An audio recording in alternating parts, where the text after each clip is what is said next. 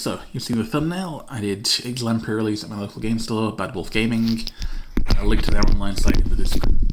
Sorry, I also have this young man here with me who is determined to cause as much trouble as possible.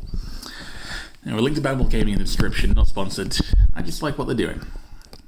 Good start, good community. Arthur, please. So, yeah, I pulled some fun cards and ended up building a janky Simic deck that wasn't creatures enough to be creatures and wasn't control enough to be control. I didn't really pull enough of the key pieces for either, but tried anyway. Mostly I wanted to play some dinosaurs, and in that respect I succeeded. So, final deck list then. There's an image on screen here showing the actual deck at the event itself, with all the borrowed lands. Obviously there's no lands in this smaller pile. So we have Waterwind Scout, didn't actually get to use. Dead Act Echo, I used it but never quite had enough to send on the go for it. Marauding Brindfang, yeah, costly, but still useful in the early game if you're low on mana. And Ward 3 is pretty solid as well. Sediment Scout, this came in pretty handy. I like Explore as a mechanic. I might build around Explore for League. Ixalan's Lawkeeper, yeah, nice basic dino support. This motherfucker right here. Do you see this face? This is the face of a man who stared down God and saw God blink.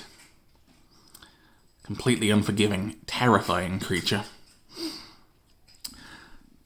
So basically, right, one of my opponents, Mai, had a background in CDH, and as such knew that, okay, so let's say I'm swinging at this with Marauding Brindfang. So my opponent just has, this is my opponent's only untapped creature. And I'm swinging with Marauding Brindfang or something nice and big with Trample. I see they have one mana open, I figure, yeah, that's a safe attack. What they do is they declare this as a blocker, and then in response to that, you can tap this for mana, as mana abilities don't go on the stack, and tap your land for mana, and use this to pay half of its own cost to give it Death Touch. Now, it wasn't blocked when you declared blockers, it's only afterwards that it becomes blocked. Well, it becomes tapped. And that is fucking terrifying. This thing is an absolute monster.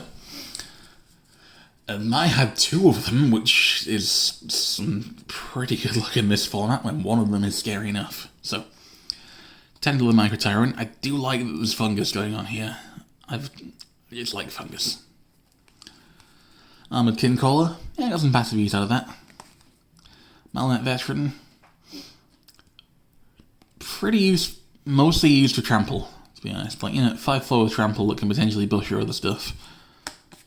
Nice and worth it. Caverns Stomper. Yeah, sure. I actually use it as best I could. Earthshaker Dreadmore. Drew into it, but it was discarded by one of my opponents, so didn't get to see it do its thing. Nurturing Bristleback, very useful beyond get the token out. Relics Roll. Never drew into it, but it seems like a good one. Brackish Blunder, likewise. Unlucky Drop. Good spot removal. I managed to neutralise an artifact creature with this that was equipped. Well, it was had a couple of auras attached to it, so the auras got bounced to graveyard and that went back to deck and actually recast. Didn't help me win the round, but Disturbed Slumber. Yeah, very useful for finishing someone off. Staggering Size. Didn't draw into it, did lose to it. Whiteley's Final Strike. This is pretty useful for dealing with basically in response to declare blockers to eliminate blocking creatures before they can frog you, basically. Presence of Ages. Nice little bit of it's not brilliant, but it's card draw. Ancestral Reminiscence, much better card draw. Over the Edge. Very good removal and exploration. If I pull this in League, I'm running it. Growing Rights of Itlamok. Apologies to Josh, who was opening his box next to me and was really after this card. Yeah, I'm already planning on running this in the Dragon deck. Because it It's a Growing Resurrect the Mark if you're not familiar with it. Enters the battlefield, look at the top 4 cards of your library. Reveal a creature card from among them, put it into your hand. The rest go to the bottom in random order. So already, it lets you fetch a creature for 3 mana. At the beginning of your end step, if you control 4 or more creatures, which isn't difficult to do in Commander in the format, it transforms into Ixalan Cradle of the Sun. It's tapped for 1 green, or for 1 green for each creature you control, which is pretty useful. Castle and Stone Tree. I only managed to transform this once, just because I'm only running 1 cave in this deck.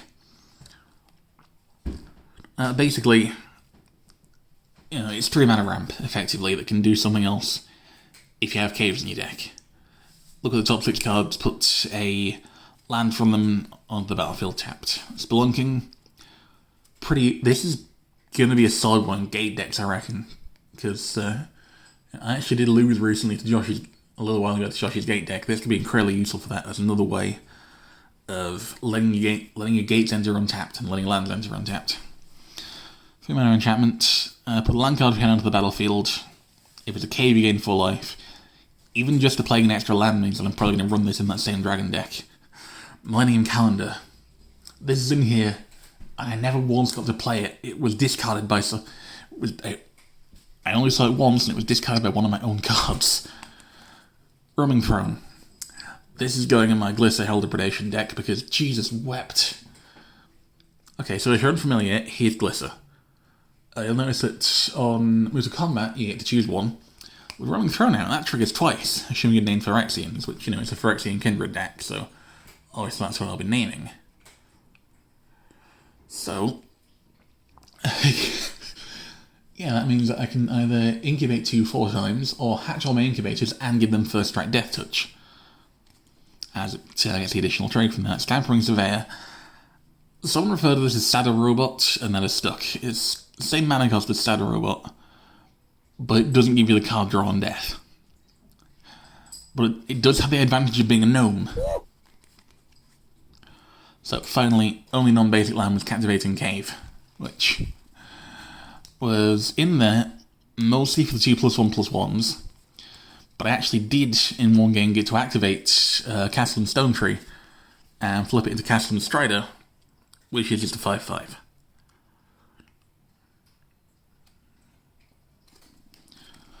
So, tokens on here. Map token, never actually got a chance to use it. Growing rate, baby. We have the circle and some mushrooms and some tendrils. Chasm Stone Tree. It's a tree with some rocks growing. And the Dino token that I did get to use, and Eevee is now here. Hello, Eevee. You're here to cause trouble. You always are. So, on to the other stuff that I got. Because there's some spice here, as evidenced by Caverns of Souls. Which, Eevee, please. Let's just move that out of the way. Yeah, as evidenced by Caverns of Souls and a sleeve that I am borrowing from friend of the channel, Toru. We won't. Anyway. Yeah, Caverns of Souls was my card from the Collector Booster promo. Which, if you don't get 1 pull, it may as well be this. The back of this, I believe, is Beast Whisperer, which was my other promo from the store itself. Very nice, I can get some good use out of this. So, everything else then. We have Hit the Motherlode, which is the alt-art foil in the booster bundle. It feels useful, but I'll have to try it out, basically, because, just give it 10. If you get anything worth less than 10, you get straight recall to the distance. So no matter what, basically, you're getting 10 mana's worth out of it. Fungus token. Promising Vein, Hidden Cataract, and Hidden Nursery, 2 of the cave cards. Full Art Restless Reef, not bad. Cogwork Wrestler. Not a great card, but I do kind of like it, to be honest. Full Art Planes, which... Oh man, the full arts for this set are fucking gorgeous, honestly. Hunter's Blowgun. This I might be able to get some use out of. I mean, The reach part is largely irrelevant. Like, the reach part is useful as being able to block big things. Death Touch on this thing, very useful. This might go into my Sajunja the Mealander deck. Sunbird Standard flips to Sunbird Effigy. More useful the more colours you're running. Destructor Wonderglyph and Hoverstone Pilgrim. Yeah, it's a couple of guys. Runaway Boulder is also going into Ginger, just because I don't have much else in the way. There's not much in the way of colourless removal, so this will have to do. Contested Game Ball, I might actually start running this in Slicer, just because the theme of that deck is communism. It's big, it's red, and it belongs to everyone. So this is another card I can start giving to people. Hidden Necropolis, the Black Cave, Sanguine Evangelist, Soaring Sandwing, Attentive Sunscribe, Bat Colony. Good if you're running caves. Less good if you're not running caves, obviously. Thousand Moons Infantry, and Crackshot. Thousand Moons seems to be built around tapping stuff, which is interesting. Like, good for control, really. Like, I reckon you could do some solid control stuff with Azorius. I say that mostly because I did actually lose to an Azorius control deck at one point, but in fairness, that's something I write down. I did lose a lot more than I won. Malamut Warscribe Foil. I do like the Cat Warriors. There's another one further in here that has nicer artwork, though. Ruin Like a Bat and Alltech Cloud Guard, Vanguard of the Rose, Envoy of that guy. Iron Paw Aspirant. I love that he has one of those obsidian clubs that, like, he looks like he's about to beat the shit out of you with that thing. I love it.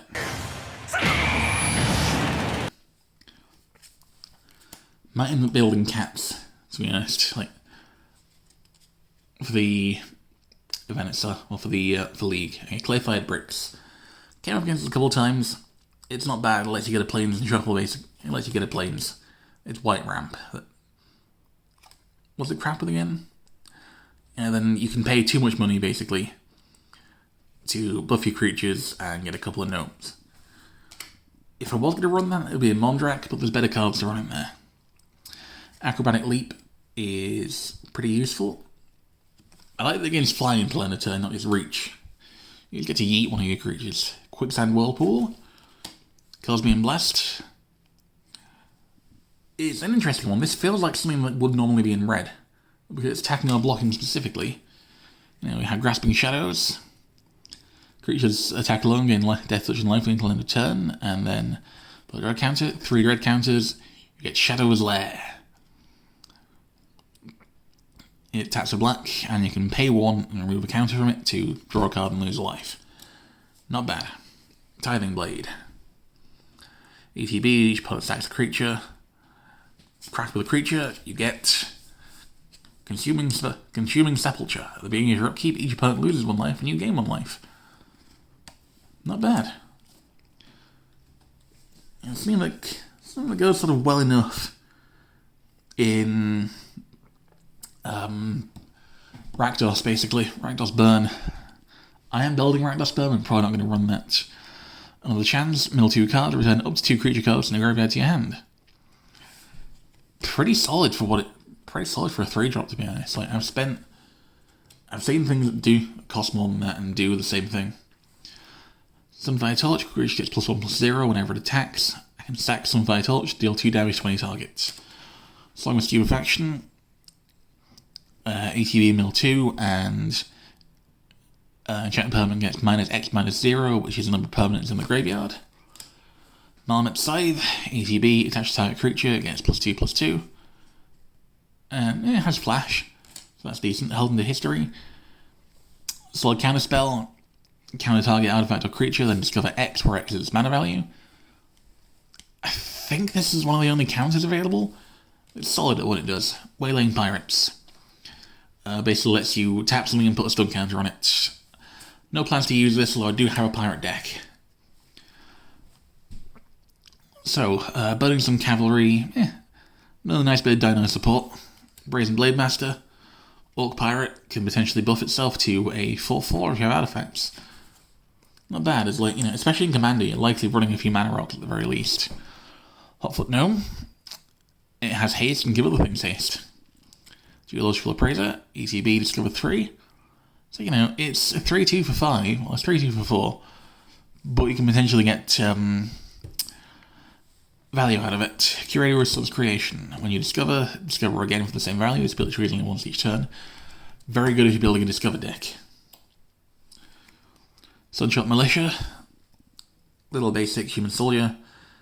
You can deal 1 damage, but only as a sorcery, and it requires tapping a bunch of other stuff. Not ideal. Seismic Monstrosaur. Trample lets you sack lands to draw cards. Useful in the late game. But by that point, you're probably going to want to be swinging for game. If you need to draw at that point, you're stuffed. Primordial Noah, nice big bug. On death, discover 3. Gargantuan Leech. It costs 1 life for each cave you control, each cave in your graveyard. Good if you're running caves. Otherwise, it's a 5/5 for 8. Deathcap Marionette. Good for if you're building a Creatures and Skulls Kindred. Greedy Freebooter. Human Pirate. I guess we scry a treasure on death. Not too bad. Veto's Inquisitor. Sack another creature artifact. Yeah, it gets +1/+1 in Menace. Not bad. Especially because you can do that as long as you have black mana open and creatures and artifacts to sack. If you're looking for a sack outlet in this set, this is probably your best option. Skullcap Snail then. ATB, target opponent exiles a card from their hand. Screaming Phantom. Attack mill a card. Useful if you're doing Descend. It guarantees your Descend trigger. Volatile Wonderglyph. Draw 1, discard 1. A Braid, so you can get another reprint. Tectonic Hazard, deals 1 damage to each opponent and each creature they control. Good for dealing with a swarm of 1/1s. Idol of the Deep King has Flash, deals 2 damage to any target. So that's 3, deal 2 damage, basically. And then you can exile this another artifact for Sovereign's this guy, which self-equips and just gives it +2/+0, which doesn't seem like super value. Acolyte of Aclazot, sacrifice another creature or artifact, and tap it. Each opponent loses 1 life, you gain 1 life. Deep Cavern Bat, look at target's opponent's hand, exile a non-land card from it until it leaves the battlefield. Fanatical Offering, additional cost to cast this. Sack an artifact or creature, draw 2, create a map token. Decent, we'll say, very likely decent. Ray of Ruin, exile target creature, vehicle, or non-basic land and scry 1. Again, that feels pretty decent. Akawali the Seething Tower. It's a nice big fungus. Has Descend 4 and Descend 8. So it has the potential to be fairly useful. Caparocti Sunhorn. I love the showcase frames in this set. And when it attacks, you may tap 2 untapped creatures or artifacts to discover 3. Not brilliant, but not bad. Code card, and then a couple of extra tokens. So, this set is pretty good. Big thing to watch out for, I'd say, is the frog. If you're drafting and you see the frog, you take the frog. Because either you're building green, it benefits you, or your opponents are building green, and it means they don't get it. So, it's a nice quick one, just recapping my time at the event. I did terribly, but I had a good time. Which is my experience with any formidable commander in a nutshell. See you guys next time.